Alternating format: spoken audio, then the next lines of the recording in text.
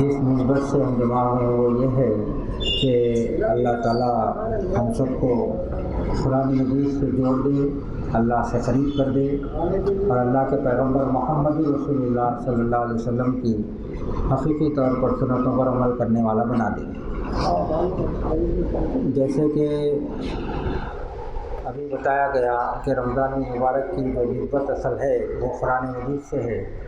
اللہ تعالیٰ نے قرآن مجید کی ایک آیت میں ارشاد فرمایا، کتاب انزلناہ مبارک فاتبعوہ واتقوا لعلکم ترحمون۔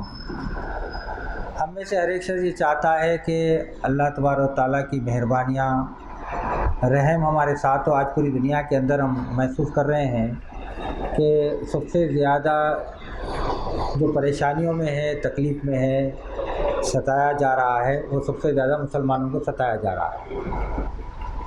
لیکن یہ ستائے جانے کی اصل وجہ کیا ہے، اس کے بارے میں ہم کو غور کرنا ہے۔ یہ جو اللہ تبارک و تعالیٰ نے قرآن مجید میں جو آیت میں نے آپ کے سامنے تلاوت کی، اس میں اس کی اللہ تعالیٰ نے وضاحت فرما دی ہے کہ تم چاہتے ہو کہ تم پر رحم کیا جائے، تم چاہتے ہو کہ تم پر رحم کیا جائے، تو تم کو سب سے پہلے یہ سوچ لینا چاہیے کہ تمہاری زندگی کے اندر، تمہاری سوچ کے اندر، تمہاری فکر کے اندر، تمہارے معاملات کے اندر، تمہارے سماج اور معاشرے میں تمہیں برکت، خیر اسی وقت مل سکتی ہے جب تم پوری طریقے سے اپنے آپ کو اللہ کی کتاب کے حوالے کر دو۔ آج ہم میں سے ہر ایک شخص اللہ کو تو مانتا ہے لیکن اللہ کی نہیں مانتا۔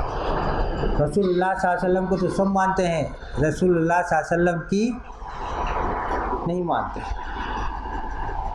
آپ نے بہت سی واقعات سنے ہیں اور یہ واقعہ بھی کافی سنا ہوگا۔ ایک چھوٹا سا واقعہ اکثر ذکر کیا جاتا ہے کہ بزرگ بازار میں ٹھہر کر رو رہے تھے۔ لوگوں نے پوچھا کہ حضرت کیوں رو رہے ہیں؟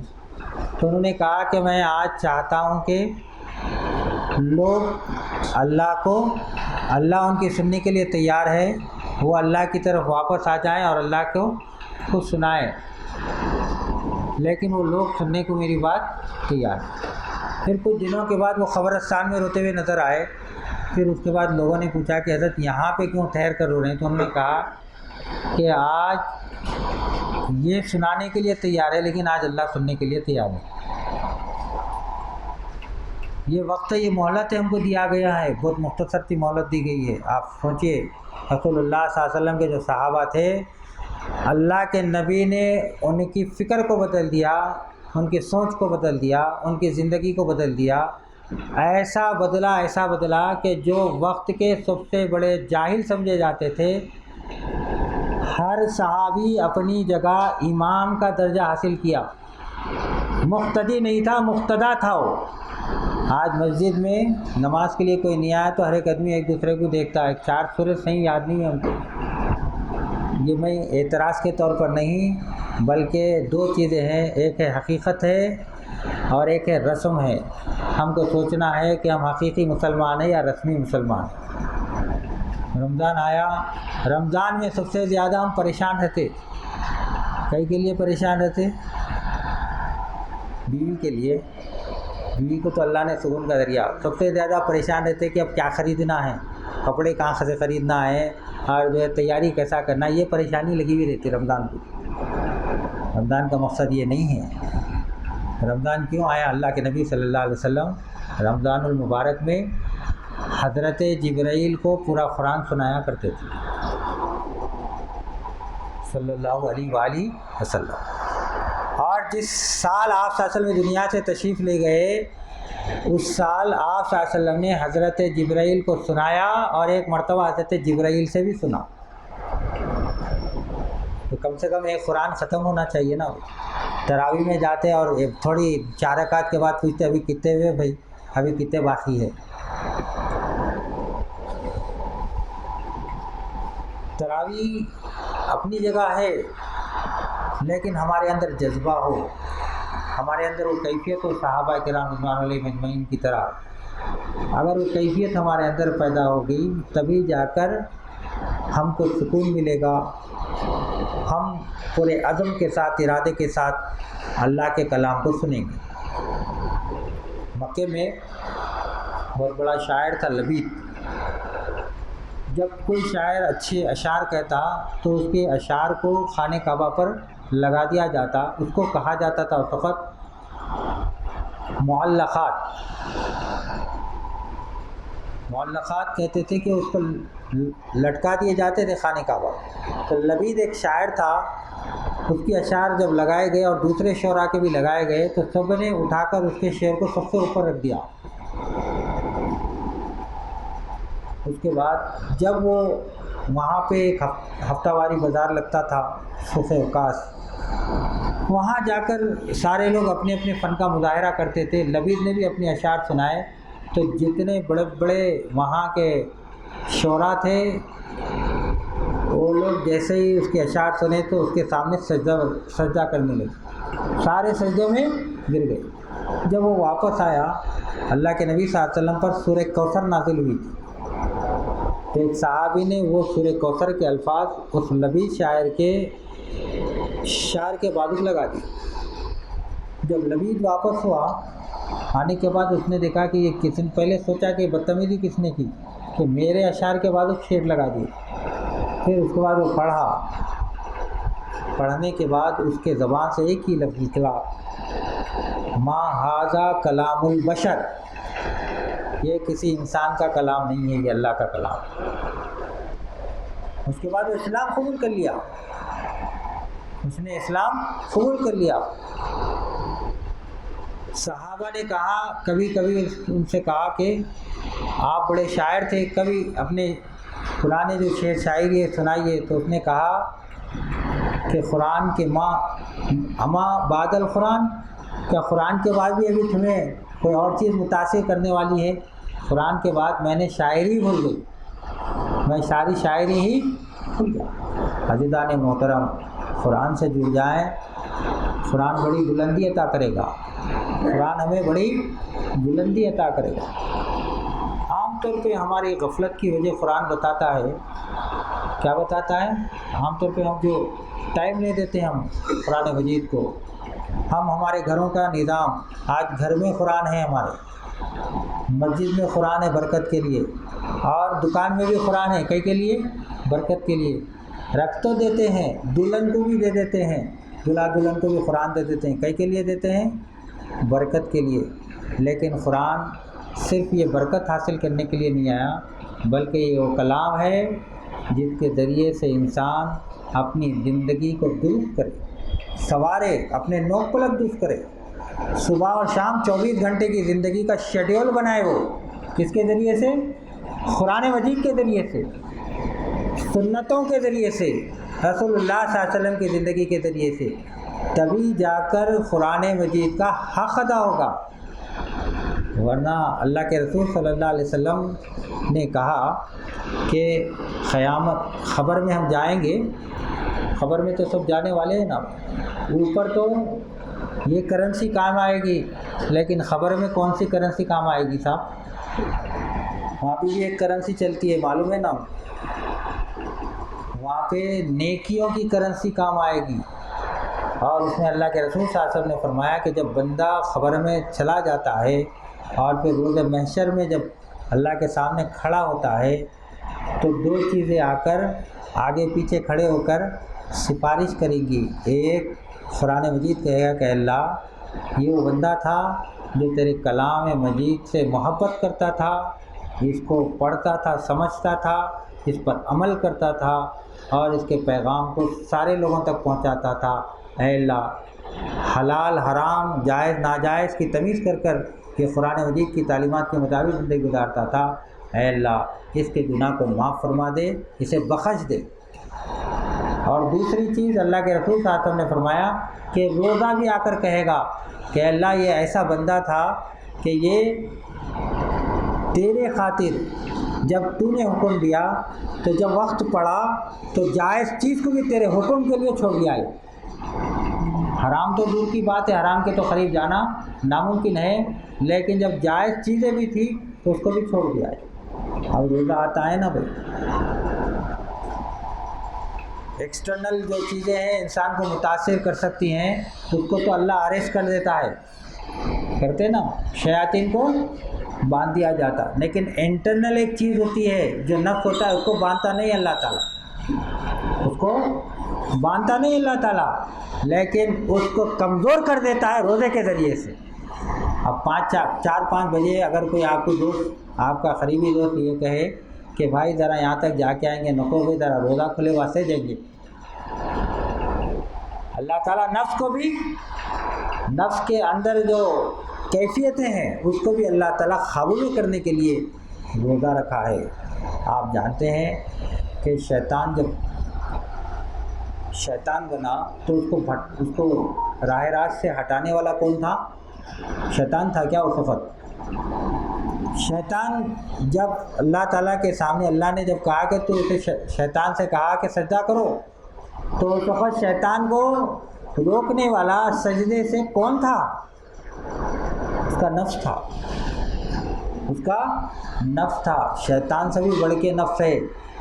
اسی لیے اللہ تعالیٰ نے قرآن مجید میں کہا کہ سب سے بہترین چیز میں نے نفس بنائی, سب سے بہترین چیز نفس بنائی. اب اس کی تربیت کیسے کی رسول اللہ صلی اللہ علیہ وسلم نے, ذرا غور کیجیے.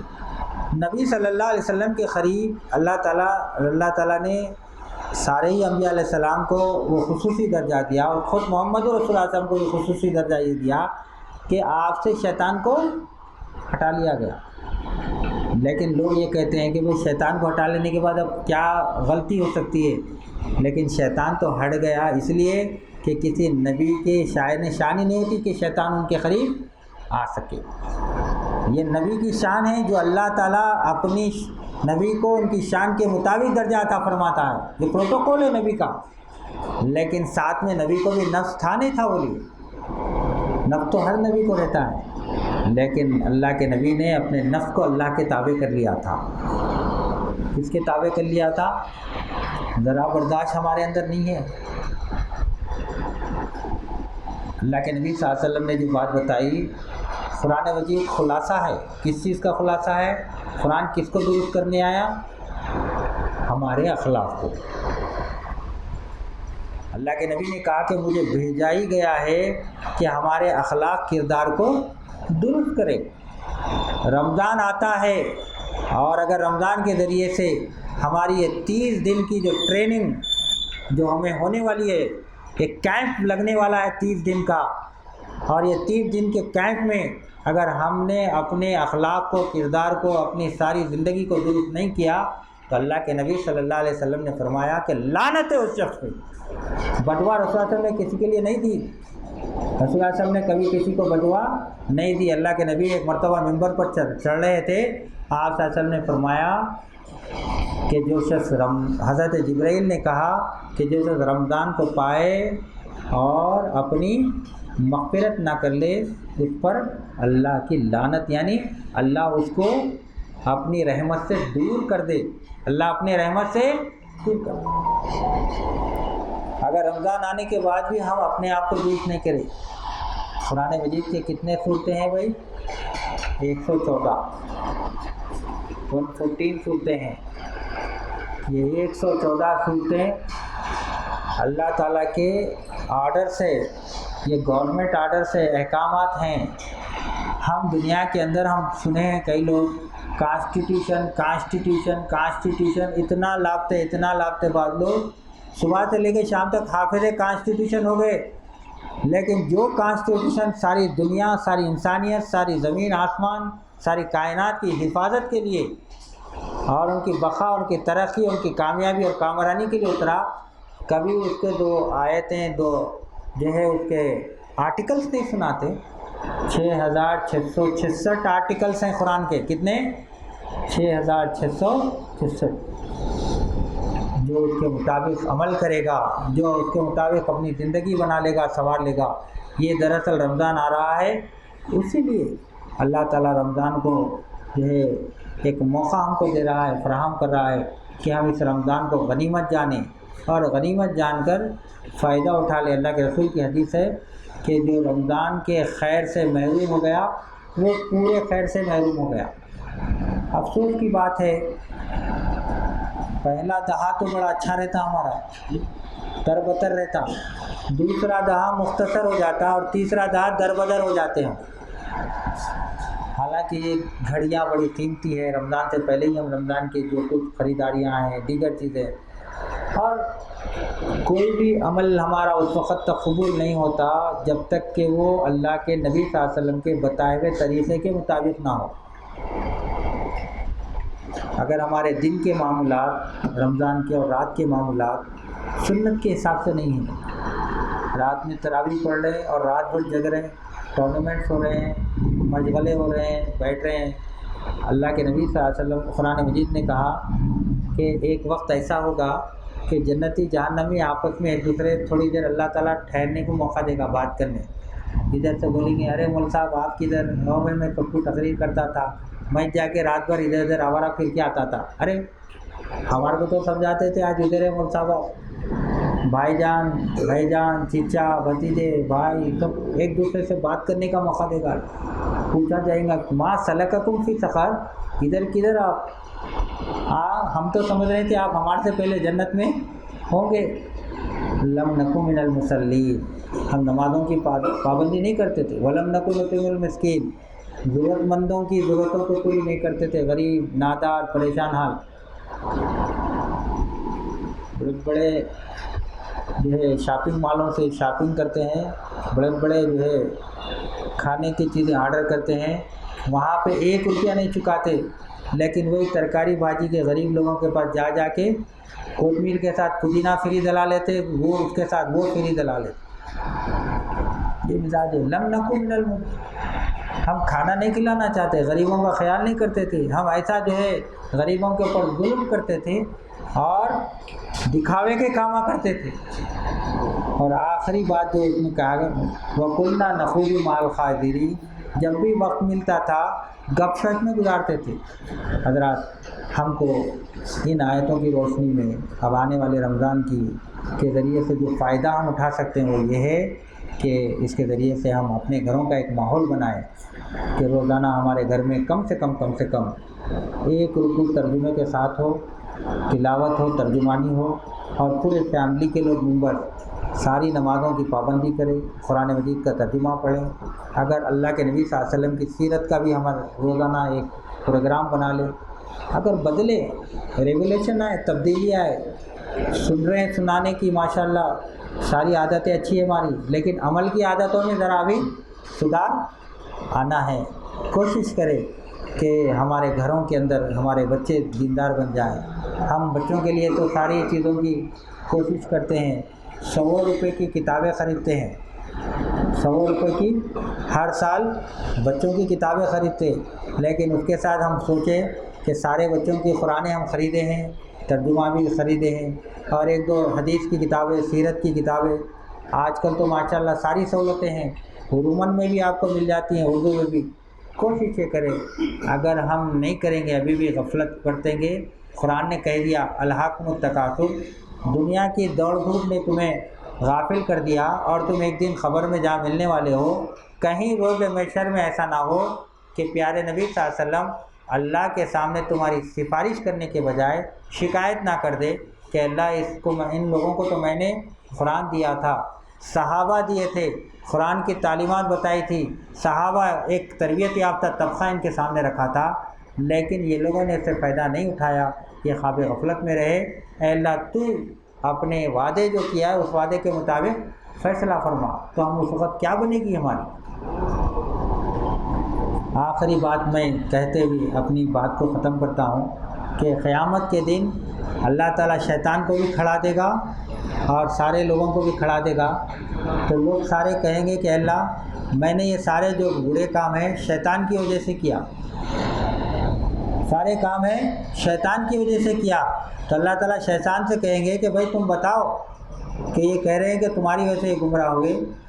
تو شیطان کہے گا کہ اللہ قرآن کے ذریعے سے تو نے بتایا کہ شیطان کا وعدہ، شیطان کی باتیں جھوٹی ہیں اور آپ کی باتیں سچی ہیں، تو یہ میری بات پر عمل کیا، آپ کی بات پہ عمل نہیں کیا، اب آپ اس کے حق میں جو فیصلہ کرتے کر لیجیے۔ قرآن کی آیتیں، اللہ تعالیٰ سے دعا ہے کہ اللہ تعالیٰ یہ آنے والے رمضان کو ہماری زندگی کے لیے ایک درست ہونے کا ذریعہ بنائے اور ہمیں قرآن مجید سے وابستہ فرمائے اور محمد رسول اللہ صلی اللہ علیہ وسلم کے صحیح اور سچے طور پر محبت کرنے والا، اطاعت کرنے والا، فرما برداری کرنے والا بنا۔